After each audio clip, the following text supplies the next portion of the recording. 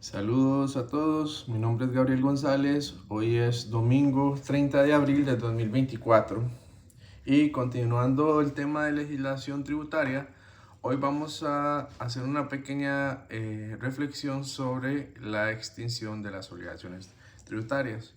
Haciendo un preámbulo, recordemos que la semana pasada conversamos sobre el tema de sujetos pasivos, que los que hacen la, el pago de la administración, que de acuerdo a lo establecido por ley se le asigna de acuerdo a las funciones, y el objeto activo, que es la administración propia, que realiza el cobro de ese tributo.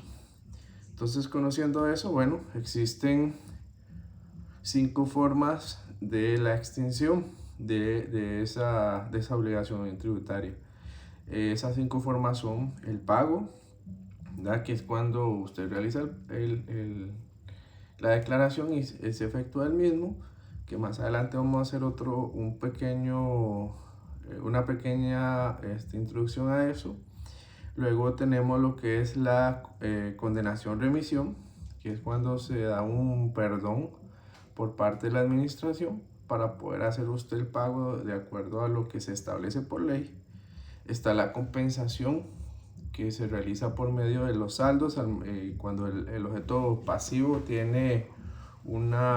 da un saldo a favor, entonces se puede compensar con una deuda nueva o con un tipo de evolución. Está la prescripción, cuando por medio de cierta cantidad de tiempo pues se analiza si es aplicable o no esa prescripción de esa deuda. Y la confusión, que es cuando el sujeto pasivo se convierte al mismo tiempo en sujeto activo.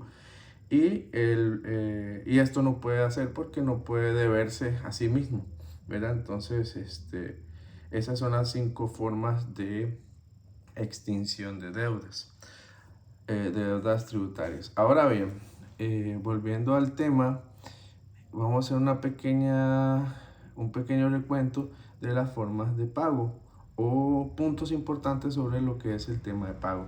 Primero, el pago se da entre el ente pasivo y al ente activo, que es la administración tributaria, ¿verdad?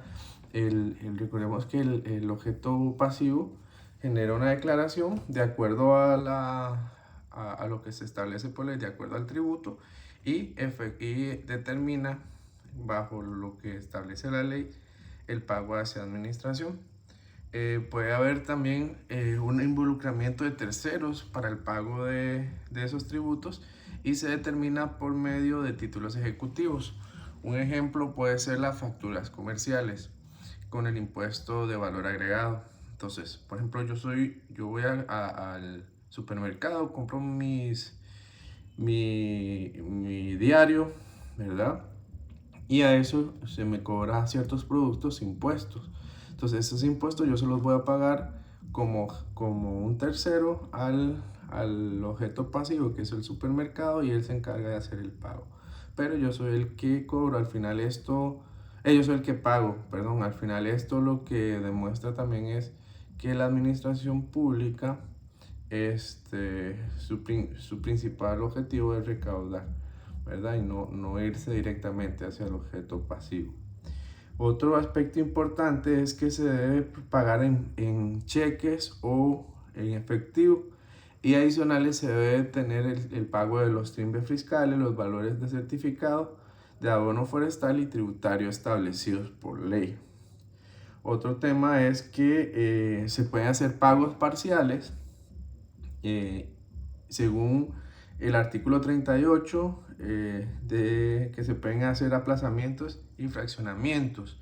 Esto se llega a un acuerdo y se tiene que establecer con la administración pública para poder determinar, de acuerdo a mi capacidad, de que, mira, si tengo una deuda, por ejemplo, de 1.000.000 de colones, entonces yo establezco que solo puedo pagar 500.000. Entonces la administración pública lo que me dice, bueno, está bien, abónese los 500.000 y te fracciono los otros 500.000, pero me van a establecer el cobro y los intereses correspondientes, sobre la diferencia y no sobre el saldo total, ¿verdad?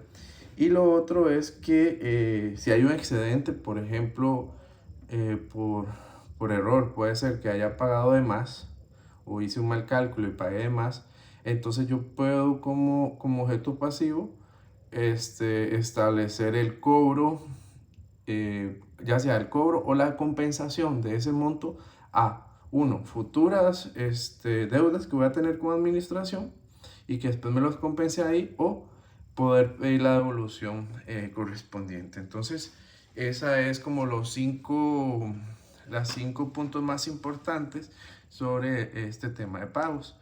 Ahora bien, ahora que vimos dentro de los conceptos, vemos el tema de condonación, que recordemos que la condonación es el perdón de una deuda ya existente por parte de tributación, ¿verdad?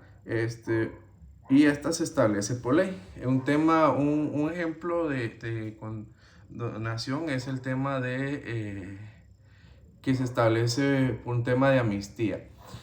Por ejemplo, los temas de impuestos municipales. Entonces, se genera por ley. Recordemos que todo esto debe ser por ley. Durante cierto periodo se determina que si usted paga, digamos, los últimos 3 años, se puede condonar los otros años anteriores. ¿Y cuál es el objetivo principal de eso? De recaudar más fondos, porque normalmente cuando ya tenemos una deuda grande, pues las personas tienden a no pagar. Entonces, puede ser una estrategia también de recaudación, pero esto está establecido y se solicita al objeto activo, que es la administración pública. Pero entonces, ¿qué diferencia tiene con la exoneración y las normas de no sujeción? Recordemos que la exoneración, a diferencia de la condonación, es que la exoneración ya es un exento de la obligación tributaria desde el principio. Es decir, que ya se establece que no tengo que pagar sobre eso. Desde el inicio no tengo que ir a pedir una amnistía. Un ejemplo, volviendo al tema del supermercado, es la canasta básica. Ciertos productos de canasta básica no pagan impuestos, entonces a mí ya ese impuesto está exonerado, es decir, que yo no voy a pagar en el momento sobre eso. ¿Y qué tiene en relación a la norma de no sujeción? Es que la norma de no sujeción es que en ciertas situaciones esos sujetos pasivos no se cobran el impuesto establecido, ¿verdad? Situaciones especiales. Entonces, cuando ya lo vemos de esa manera, ahí está la diferencia. Ahora bien, cuando se da una compensación a petición y una compensación de oficio, ¿a qué nos referimos? Entonces, cuando hablamos de una compensación a petición, recordemos que la compensación de la deuda es cuando yo pago un excedente de más. Entonces, cuando esa petición es porque la figura pasiva, en este caso el deudor, es el que solicita de que se hizo una compensación y que se le aplique, ya sea, como vimos, un tema propiamente para compensar o una devolución.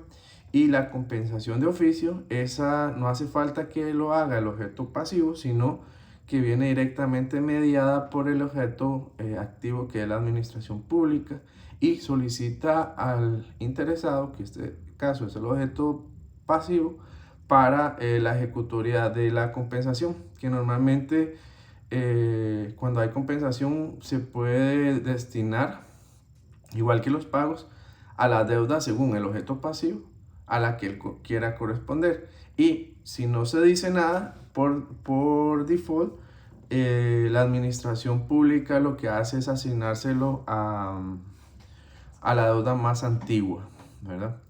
Luego de esto, entonces, vamos a entrar en lo que es el tema de las prescripciones.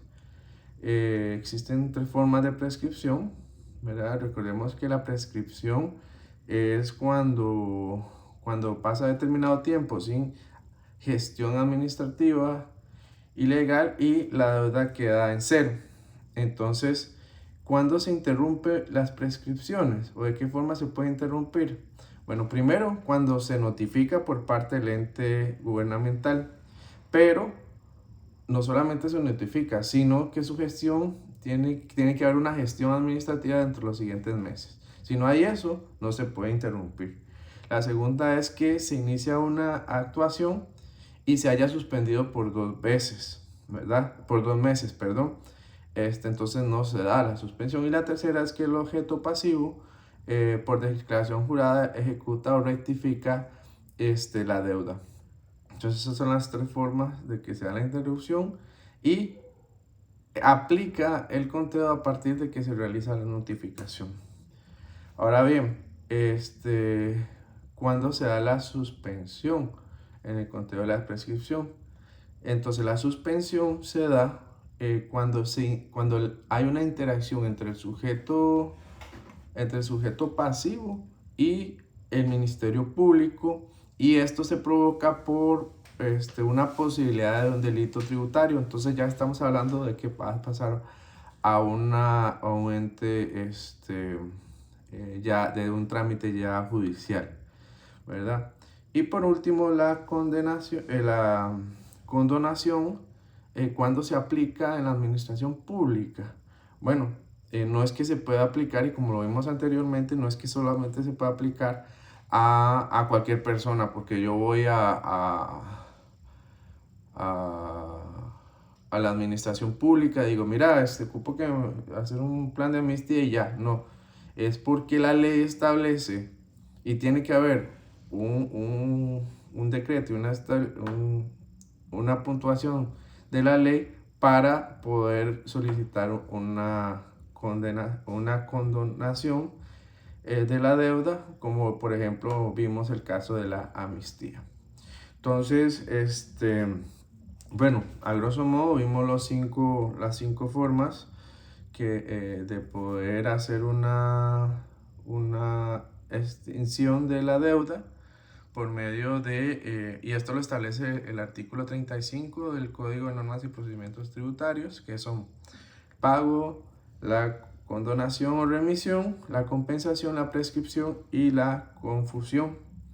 Y de ahí viene derivado todo las formas de cómo se puede establecer cada uno de esos puntos. Saludos a todos y nos vemos la otra semana.